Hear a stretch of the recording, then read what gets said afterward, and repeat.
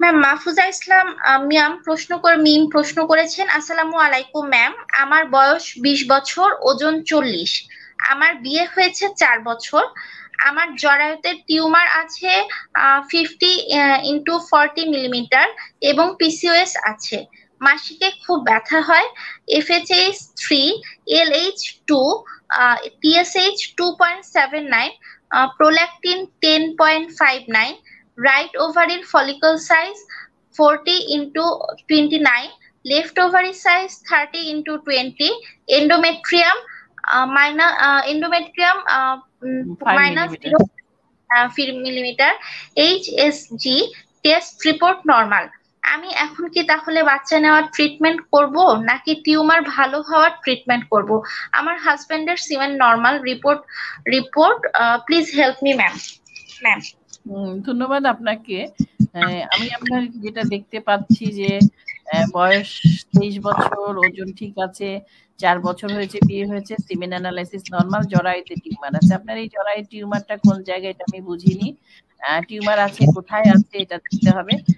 জরায়ুতে মানে ইউটেরাসে হওয়ার কথা এবং 5 to 4 মিলিমিটার সাইজ। তো এটা যদি এন্ডোমেট্রিয়াম থেকে দূরে থাকে, বাইরিনোমাইসিস কিনা, ব্যথা আছে কিনা এটা জানতে হবে। অ্যাডিনোমাইসিস হতে পারে, কিন্তু জরায়ু টিউমার কিনা বাইরে যদি হয়, সেরাসে যদি হয়, কোটে হয়, শুধুমাত্র ফাইব্রয়েড হয়, এটা নিয়ে ভয়ের কিছু নাই। পিসিওএস আছে, পিসিওএস এর জন্য আমি পিসিওএস এর খুব একটা এখানে হরমোনাল কোনো ইমব্যালেন্স দেখতে পাচ্ছি না, কারণ এফএসএস এলএইচ নরমাল আছে, টিএইচএস 2.7 নরমাল, যদিও আমি 2.5 এর নিচে রাখার চেষ্টা করি, তো আমি এটাকে নরমালি ধরছি। প্রোল্যাকটিন নরমাল আছে। রাইট ওভারিতে ফলিকল আপনি বলছেন, এটা কবে নেওয়া হয়েছিল, মানে কত দিনের দিনে, এটা বলেন নাই। রাইট ওভারিতে এটা ফলিকল 4 × 2.9, এটা তো ফলিকল ধরবো না আমি। এটা হচ্ছে ফলিকুলার সিস্ট হতে পারে। কি ধরেন, এন্ডোমেট্রিয়াম সিস্ট না ফলিকুলার সিস্ট।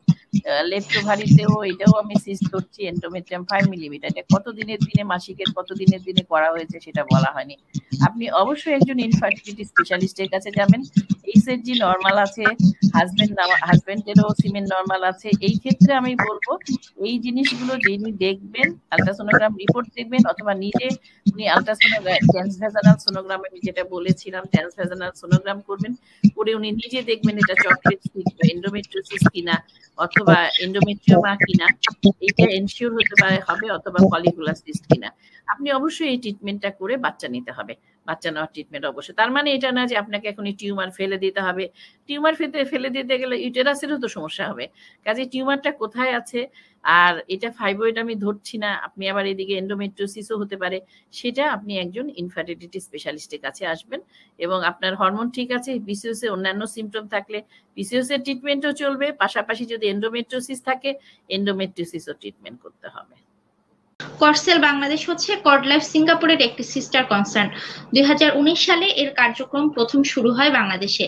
মানব শরীরের প্রথম কোষ স্টেম সেল সংরক্ষণের মাধ্যমে এরা কাজ করে থাকে। মায়ের প্লাসেন্টা বা ফুল থেকে শিশুকে যখন আলাদা করা হয়, তখন সম্পূর্ণ একটি ব্যথামুক্ত প্রক্রিয়ায় কর্ড ব্লাড এবং সেখান থেকে পরবর্তীতে স্টেম সেল সংরক্ষণ করা হয়। স্টেম সেল আপনি আপনার বাচ্চার leukaemia, thalassaemia, liver cirrhosis, diabetic food সহ 80-টিরও বেশি দুরারোগ্য ব্যাধির চিকিৎসায় ব্যবহার করতে পারেন।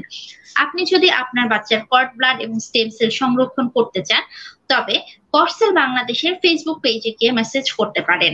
আমাদের একটি ইউটিউব চ্যানেল আছে, এই ইউটিউব চ্যানেলটিকে আপনারা একটু সাবস্ক্রাইব করে দেবেন। আমাদের ভিডিওটিকে বেশি বেশি করে শেয়ার করবেন, কারণ আপনার শেয়ারের মাধ্যমে হয়তো অনেকেই জানবে, অনেকেই দেখতে পারবে এবং উপকৃত হবে। এবং আমাদের এই ভিডিওটিকে একটু বেশি বেশি করে শেয়ার করে দেবেন, কারণ আপনার এই শেয়ারের মাধ্যমে হয়তো অনেক দর্শকই আমাদেরকে দেখতে পারবে এবং তাদের অনেক সমস্যার সমাধান হয়তো আমরা এভাবেই করতে পারবো। তাহলেই আমাদের